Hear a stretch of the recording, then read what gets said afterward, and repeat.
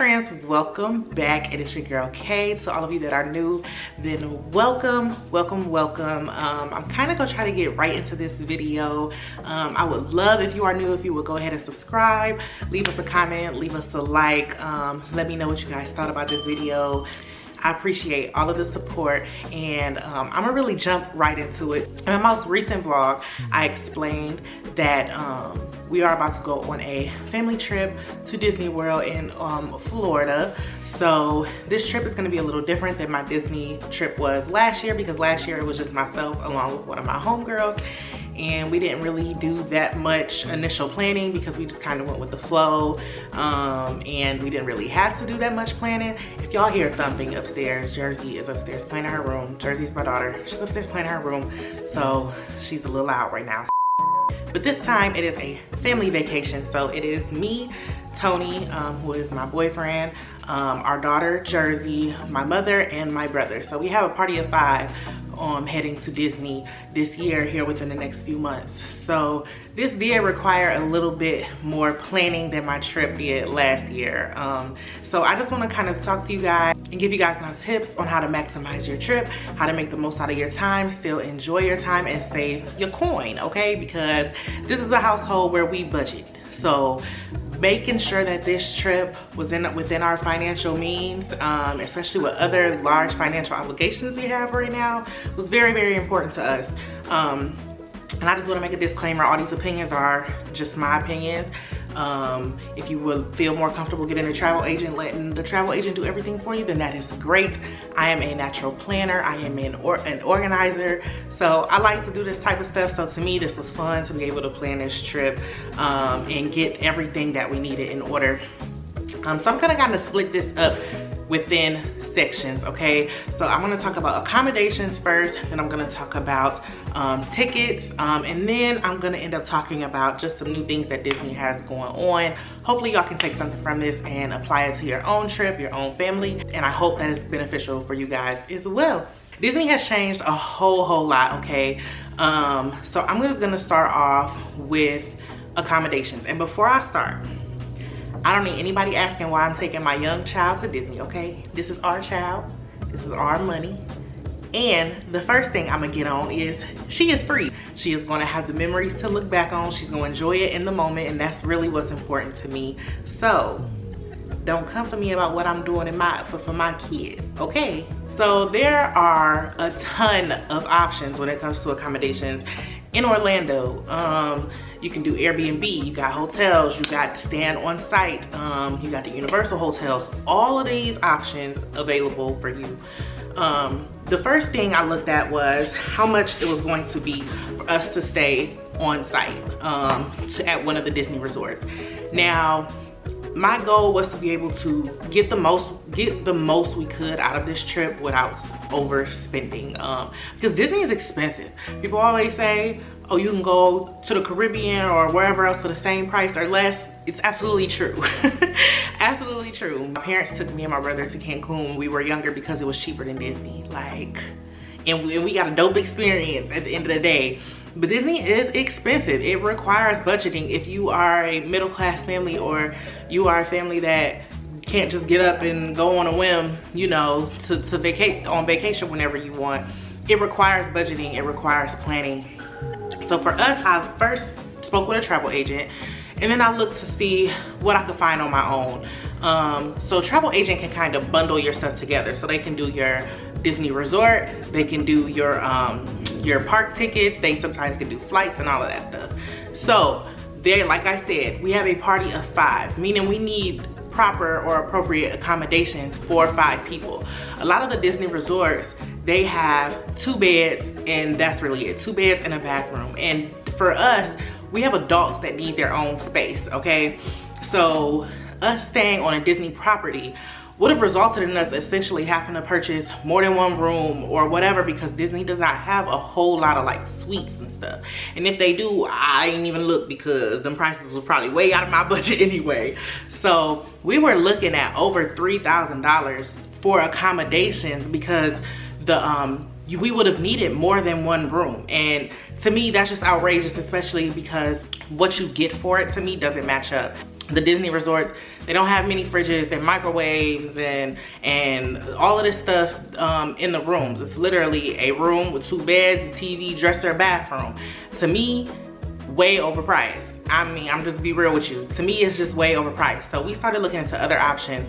There are so many like condo style hotels in Orlando. So we started looking at that option as well, because it was about, for us to get, so just for an example, for us to get a 3-bedroom condo at the Grove Water Park and Resort, it was $1,300. $1,300, and it had a full kitchen, had 2 full bathrooms, all of this stuff, $1,300 for 5 nights. That versus $3,000, of course you're gonna take something that's knocking that price down in half. So we even went a step further. This is gonna be my next tip. If you have like Facebook or any type of social media, utilize those like Disney and vacation pages. A lot of women started talking about a place called Flamingo Crossings that is directly outside of Disney. They have like a Spring Hill Suites, Home to Home, Town Place Suites. There's like different hotels over there right outside of Disney. Free breakfast, and the prices are really good. So I started looking it up, and I'm like, wait a second, we can get 2 rooms here. So one for me and Tony in Jersey, and then another for my mom and my brother. We can get 2 rooms here for $1,100. And it's breakfast included. Why would we not go with that? Like, that's another tip in itself, because when you're thinking about all the money and stuff you're gonna have to spend, you wanna try to limit, you know, that any way you can. So if we can already have breakfast included, and not only that, but these hotels have little kitchenettes in there. So okay, so we can go to the grocery store, stock up on snacks and food and stuff, and keep it in our hotel room. We can go into the park with snacks, whatever. That saves so much money. Because when you think about it, when you're on vacation or you're going to Disney, you have to pay for breakfast, lunch, and dinner. Then you have snacks all in between there. That's hundreds of dollars a day when it comes to eating. So if you stay somewhere where breakfast is included, and you can kind of pack snacks and stuff, you can really manage that budget a lot better, because okay, I know I'm gonna eat breakfast at the hotel before we go, and then I'll buy snacks, or we can, you know, pack lunches if we want to, because you are able to bring food into Disney. So we can pack lunches if we want to, and now all we have to worry about is snacks and dinner. That just cut that down in half already, just by staying somewhere else that's a little bit cheaper. It's just not in that Disney bubble that everybody likes to talk about. That is another way we cut costs significantly, was staying off site. Our options when it came to how we were actually gonna get to Disney was flying or driving. Now we live about 7 hours away. I used to live in South Carolina, and I'm from Ohio, so I used to make that 12-hour drive often. 7 hours is nothing to me. So for us, it was better for us to drive. We like to be mobile. So not having access to a vehicle was really not an option for us. A lot of people do like these week-long Disney trips and stuff, and they'll go stay on the resort or at a Disney resort, and they can only go to these Disney properties without having to Uber and all of that stuff. And that was the other thing. We have a child that's still in a car seat. I didn't want to have to depend on Ubering and stuff, since Disney took away their transportation. So it was just, for us, it made more sense to drive, because if we would have flew, Jersey would have been 2 years old at that point, so we would have had to buy her a plane ticket, myself and Tony, and then purchase a rental car once we got to Orlando. That's over $1,000. The flights alone would have been about $3 each. So doing that would have literally made it, if we rented a car for $500 for the 5 days, and that's on the low end, we would have ended up spending over $1,500 on flights and a rental car. So it made more sense to us for, hey, we might as well either rent a car here or just drive our own personal vehicle. Obviously, if you're coming from like California or somewhere on the West Coast or farther away, or if you just don't want to drive, then that may not be an option for you. If driving is a possibility for you, I would definitely look into that, because that just saved us another $1,000. So it just made more sense for us to do that, especially because our trip to Orlando is not just a Disney trip. We have other things in our itinerary other than Disney. So we are doing 2 days for Disney, and then we are enjoying Orlando. We have some other things planned. For us, it was important for us to be able to get around. We don't have to depend on Disney's transportation system. When we're ready to go, we can go. When we want to get up and go, we can. So that was really important to us, and that caught down our price by a lot, was driving instead of flying. Outside of accommodations, I'm gonna get more into park specific things, okay? For us, it was very, very important that we got to maximize our time at Disney. So what we did was we booked park hopper passes. I know a lot of people go to Disney and they'll do all different parks for different days, and they'll end up spending like 4 days at the park. We have a 2-year-old. I was not trying to spend 4 days walking around the theme park. So what we did was we chose dedicated 2 days for parks. One of them will spend at Magic Kingdom because our daughter will be able to get the most out of that park since it is more catered to younger children. So, and then the second day we decided to just skip Animal Kingdom and do Epcot and Hollywood Studios. So we're gonna do park hopper because it was cheaper for us to just get park hopper passes versus buying separate passes for more days than just that too. Another way we're gonna save money doing that is we'll drive to the park, pay that $20, $25 parking fee, and then we'll be able to use Disney's transportation to park hop. So that'll eliminate us having to pay another parking fee or whatever. So we'll only essentially have to pay 2 parking fees to be able to visit 3 parks, which is really good. Another thing you want to do if you're really trying to save money is absolutely check the ticket prices for your specific dates, okay? So if you go to Disney's website, you can pull up the calendar and it'll show you the prices for those days. Off-season, January to March, and some days throughout the week are typically a little less expensive than holiday seasons and summer days and stuff like that. So if you have the flexibility to kind of work around the schedule, then you can absolutely do that and just check the dates and check the prices first and then book according to that. That can save you some money because I know for sure like July tickets are crazy, Christmas tickets are crazy. So if you want to check those dates first and then purchase your tickets after that, that could definitely save you a lot of money. So speaking of tickets and money, back to what I was saying when I said our daughter is only going to be 2. Disney is going to be essentially free for her. Kids under 3 do not require a ticket at Disney World. So why would we not take our child when she's going to be free? So if you have a toddler that's under 3 years old, and I believe it's 3 and under, if you have a child under 3 and you're trying to debate or you're trying to figure out whether or not you should take them, they're free. So if you have the money to pay for yourself or any other adults or children, I would definitely recommend going while the kids are still free. Why wouldn't you go? Like, why not?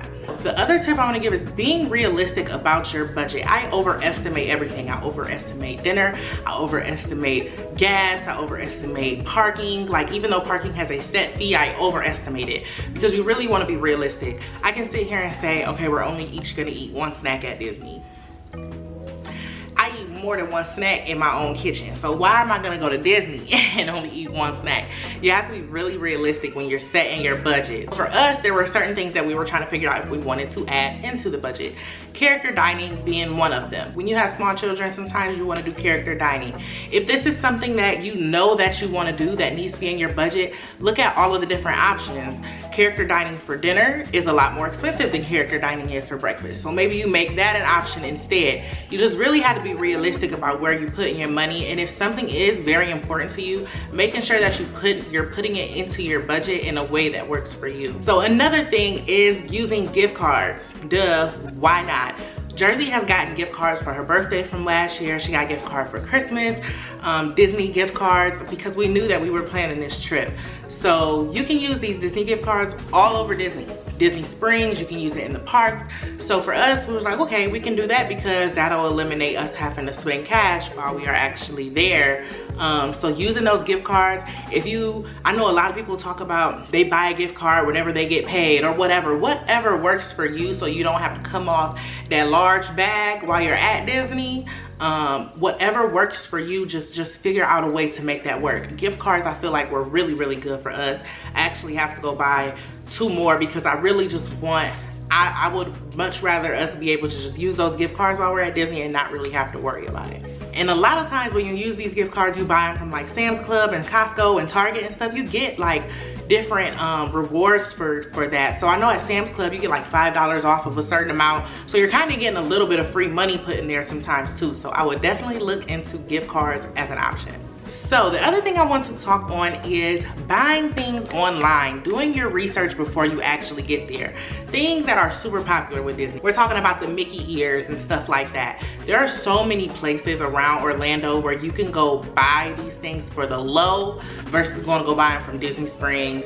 So by shopping at places like the Character Warehouse and Amazon and other places like that, you save money on not buying things in the park. I know people don't want to tell their kids no, but you gotta do what you gotta do when you're trying to stick within your budget, or you're trying to make an amazing trip on a budget. Sometimes you gotta do what you gotta do. So if that means we gotta say no to these Mickey ears, but you can get a churro, then okay. You just gotta roll with it and figure out a way that's gonna work for your family. So another way to save money was taking our own pictures. I know Disney has like memory maker and stuff like that. To us, I don't really care about getting pictures on the rides. So that was not worth it to put into our budget. We can just take our own pictures. So that saved us some money as well by not purchasing that. So another thing I wanted to touch on is if you actually do use a travel agent, a lot of them you can like just put a deposit down and then you have to have paid off by a certain amount of time.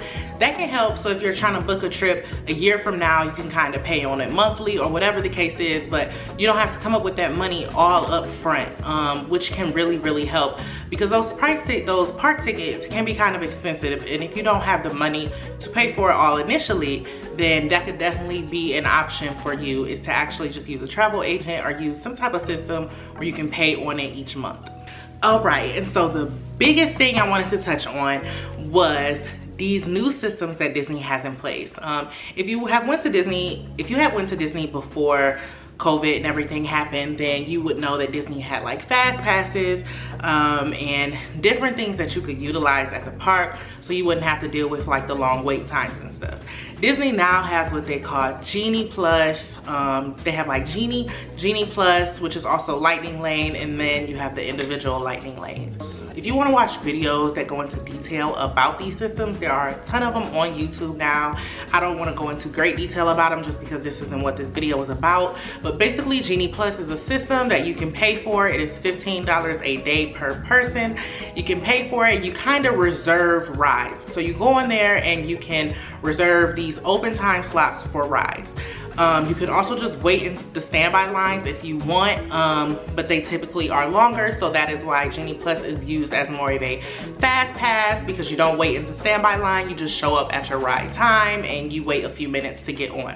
And then you have the individual Lightning Lanes. These are additional passes that you pay for the more popular rides. Each park has 2 rides on the individual Lightning Lane, and the price varies. So that is the other thing too. You don't really know how much you're gonna pay for these. So like the Remy's Ratatouille, and you got Frozen, and you got like the Star Wars, one of the Star Wars rides, and you have the most popular rides essentially on these individual Lightning Lanes, and you have to pay for them in addition to if you have Genie Plus for that $15. So this is something that a lot of people were pretty upset about, because they're like, if I have a family of 6 and I gotta pay $15 per person per day, that can really add up a lot. From the videos that I have seen, we are purchasing it because, like I said, we have a 2-year-old. We don't want to have to wait in 40-minute, 40 to 100-minute lines. We would much rather just have, be able to book them on Genie Plus and then show up when it's our time. So for us, it was important for me to put that in our budget because I knew we really wanted that. There were a few other things. Savvy's workshop, Tony really wants to build a lightsaber, so we wanted to make sure that that was in the budget, and that's expensive. That's like $200 in itself. So there were a few things that we knew that we wanted to really put into our budget. So Genie Plus being one of them. You can always use the standby lines, but Genie Plus can come out to be another expense on top of your park tickets. Trust me, I understand when people like, I already paid to get into this park, I get it, but I just think of it like it's an express pass or something like that, like how Universal has or other amusement parks have. So that was something that we did add into our budget because it was important for us to make sure that we weren't standing in long lines with the child. So the thing I really suggest right there is really research Genie, learn how to use the system, so that way you're not just trying to figure it out once you make it into the parks. So after I added up what we will be spending if we stayed on site, if we flew and then rented a car, for our park tickets and all of that. For the group of 5, we would have ended up spending $6,500 for the group of 5. $6,500. I did all of the math because I did both ways. If we would have ended up doing it the first way with flying and renting a car, staying on a Disney property, y'all, I did this in every which way possible. But if it would have been staying on Disney property, renting a car, having to pay for parking on Disney property, because you still have to do that, flights, park tickets, all of that, we were at about $7,000 plus, okay? Not saying we wouldn't be able to pay for that, but I'm not about to if I don't have to. So doing it the other way with us staying off-site, possibly renting a car, our park tickets and everything. And because like I told y'all, we are not just doing Disney. There's plenty of other things in Orlando. You got Legoland, SeaWorld, Universal, Discovery Cove, so many other things. So we have a really special day, something that's gonna take our entire day for another day while we're in Orlando. So that is included in this price. For 5 of us, 5, we are at about $4,500. So we literally almost knocked that in half. Almost knocked that price in half. My mom and brother are paying for their own like park tickets, but I still included that in the final pricing because I told y'all I overestimate everything. So with all of that, we are literally under $5,000. And there are so many other cheaper ways that this can be done. I didn't go like the route where I was trying to do the least expensive of everything. I was just trying to make sure we fit what we wanted to do within our budget, and what worked for us. I did the math and we could have did a trip for $3,000. So it's just really it's really about what is important to you and your family and what you guys actually want to do on your trip. The other excursion that we're doing is about $200 a person, but that's something that we really wanted to do, so we made sure we put it into our budget. You can absolutely do Disney on a budget. There's other ways that you can try to find discounted tickets. There's so many ways that you can go about it to make the trip work for you, work for your family. So I just wanted to do this video to kind of share the tips and tricks that I have found to be extremely helpful with planning our Disney trip. I'm so excited about our trip. I think we're about to have so much fun. Our baby is gonna have so much fun. I know that the crowds are kind of busy right now at Disney, but it's okay. We know, I mean, it's a theme park. I know it's gonna be crowds. We are very excited and we're gonna have a great time, and we are gonna be under budget because I set a budget of $5,000 for this trip. So we are under budget, which makes me happy. We get to save money. I just really wanted to go ahead and put this video out because I did get some questions regarding our Disney trip. So I hope this was able to help you. If you have any questions, just leave them in the comments and I'll be sure to respond. And I appreciate you guys so much for watching. I can't wait to do these Disney vlogs for y'all. But yes, thank you again for watching. I love you guys so much, and I'm gonna see y'all in the next video.